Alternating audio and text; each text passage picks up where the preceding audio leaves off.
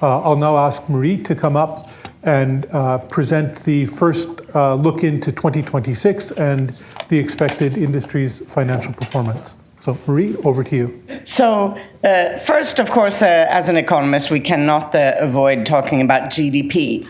And GDP is currently evolving in the vicinity of 3% for the year as a whole, and did the same last year, this year, and in all likelihood also next year. And 3% is also the long-term average GDP growth.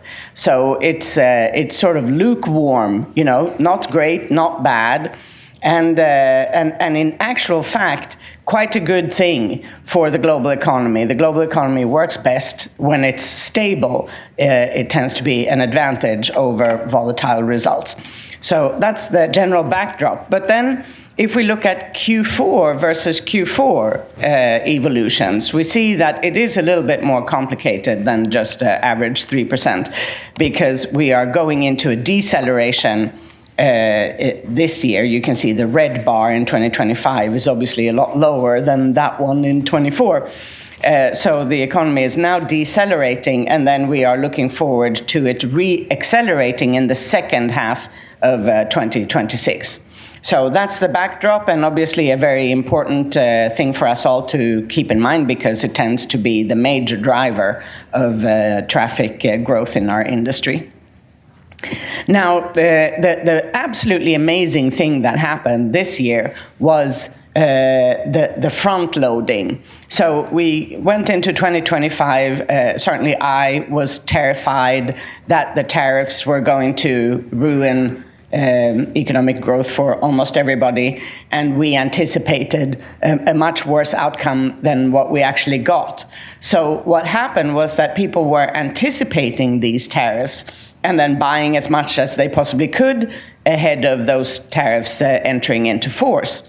And one amazing thing is the agility of the Chinese exporters and the agility of the importers in all these other countries, who could redirect the trade sort of at the drop of a hat. So you see that the red bar is the trade that was lost between China and the US, and then the green bar is all the new trade that happened in this environment. And we can see that we obviously increased trade in 25 for Chinese exporters, which was completely unexpected given the protectionist move that we had in this year. So more than offsetting the lost trade, and obviously underpinning much better GDP results in 25 than we had anticipated.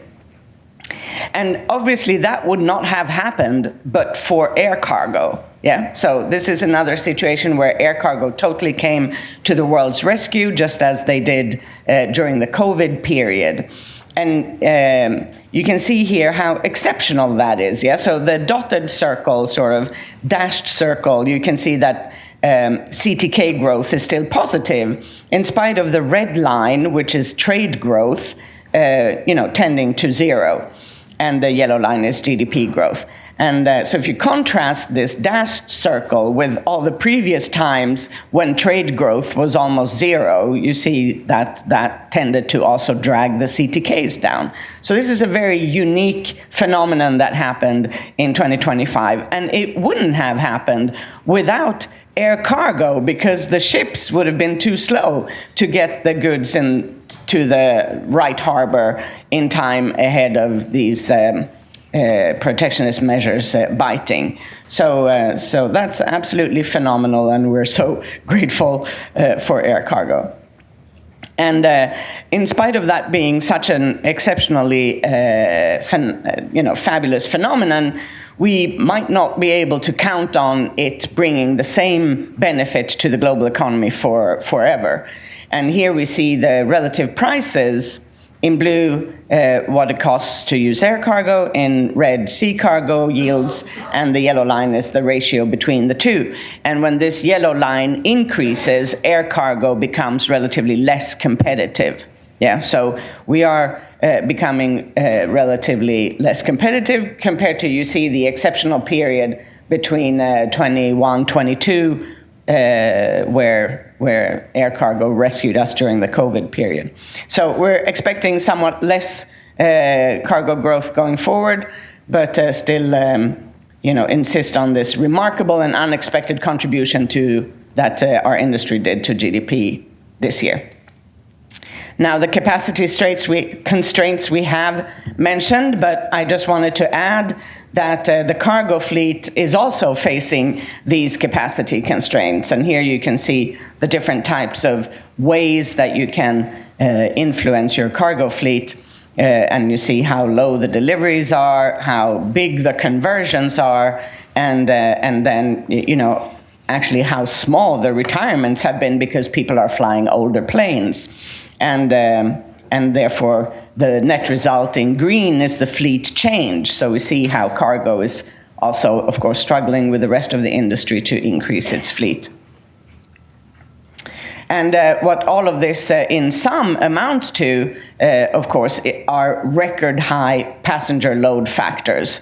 So the planes are flying exceptionally full. And this is a world record that we are predicting for 2026 at 83.8%. So it's, very, very near full capacity. And the mind sort of boggles, like, is it possible to go to 100?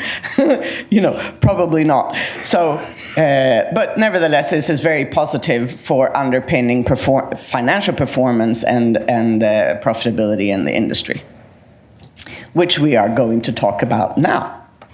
So these are the profits that we expect or have experienced and do expect. So in 2026, we're looking at $41 billion for the whole industry for the whole year. And that's a 3.9% net margin, which is, as Willie said, obviously just below 4%. And for the industry, it's actually not that bad because we've never had a profit margin in excess of 5%. Yeah, so we're at the top of the range of our past profit margins, but it obviously still remains an excruciatingly low profit margin. In a low profit margin sector, we are still among those with the lowest profit margins. And 41 billion, just think about 41 billion, You can take any large oil company and they can, on their own, single company, realize this type of profit in a single quarter. And this is our annual profit for the whole industry. When we divide it per region, it looks like this. So in the bars, you have the profits in billions, and in the little squiggles, you have the net profit margin. And one interesting thing is happening in 2026, we think, which is that Europe will, in billions, surpass the US. So the US is now, we think, the second largest money-making machine as it pertains to our industry. So Europe surpasses the US, North America, I should say, in terms of billions of dollars of profits. And the champion in terms of net profit margins are the Middle Easterns, as you can clearly see how much higher margin they create than everybody else. And then, as per usual, and unfortunately and deeply sadly, it is still extremely difficult for airlines in Africa to make any kind of profits, and they also, therefore, of course, suffer the slimmest margins because of policy fragmentation and they have, on average, 20% higher fuel costs than everybody else, and all kinds of difficulties that are hard for the airline themselves to fix. They are just sort of having to suffer that environment. Now, when we look at where the money comes from, most of the money comes from passenger revenue, and the blue bottom line is the revenue that comes from cargo activities, and the yellow one is ancillary and other revenue. And we can see that the ancillary revenues are expanding and almost catching up with cargo revenue. So these two look like they're going to be of equal size, but of course vastly outstripped by the revenue that comes from passenger traffic. On the cost side, it looks like this. So we have two big components of costs, which are, of course, fuel and labor. And fuel is now just short of 26%. And labor is now 28%. So that's a positive evolution, that we have benefited from a lower fuel price and we have benefited from a weaker dollar. And this has contributed to push fuel into the second largest category, cost category for airlines, behind labor. And per passenger, we get this kind of profit distribution. So for the industry as a whole, it will generate $7.9 per passenger. And then you can see the split between the regions. So clearly, the Middle East are generating the highest per passenger profits by some distance, yeah? Given that Europe is in second place with sort of $18 less. And then, of course, Africa, again, stuck at a bottom with barely $1 per passenger profit. And the apples are a reference to Willy's quote that you can buy a cover for your Apple phone and at whatever price, but the profit that that cover of your Apple phone generates for Apple is about even higher, but vaguely in this size, right, of $8. So a cover of Apple phone is sort of the equivalent benefit that our activity generates. Yeah, I hope you feel as outraged as I am at that comparison, and of course I love that Willy and Tony maybe found that comparison. I think that's very good, and I hope I also satisfy all of you with no longer talking about coffee. And we're trying to find every year a new basis of comparison for our per passenger profits. So Apple it is. Thank you very much.